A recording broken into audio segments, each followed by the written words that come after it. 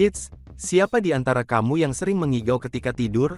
Biasanya, seseorang tidak menyadari bahwa dia mengigau ketika tidur. Sebuah jurnal berjudul Classification of Sleep Disorders mengungkap bahwa mengigau tidak berkaitan dengan gangguan tidur, melainkan sebuah fenomena yang normal. Mengigau umumnya lebih sering terjadi pada anak-anak. Intensitas mengigau akan semakin berkurang ketika seseorang mulai beranjak dewasa. Mengigau yang dikenal juga dengan fenomena somnilokui, terjadi ketika orang yang sedang tidur bicara atau menggumam secara samar atau jelas. Dr. Jennifer Martin dari Fakultas Kedokteran David Geffen menjelaskan tentang penyebab anak-anak bisa mengigau dalam tidurnya. Ternyata, hal ini bisa dipicu oleh obrolan di malam hari yang masih tertinggal atau berkesan sampai terbawa ke dalam mimpi mereka. Studi ilmiah juga mengungkap bahwa kebanyakan orang yang mengigau akan mengatakan hal yang sama, yaitu tidak.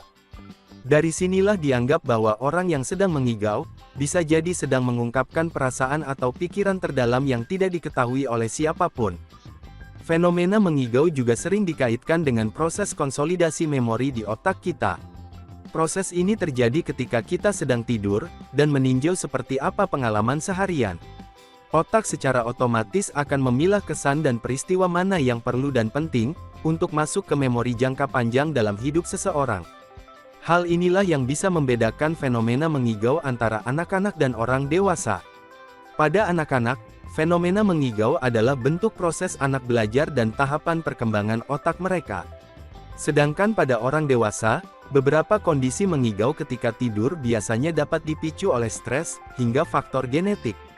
Meski tidak berbahaya, situasi ini perlu diperbaiki supaya tidak mengganggu orang lain.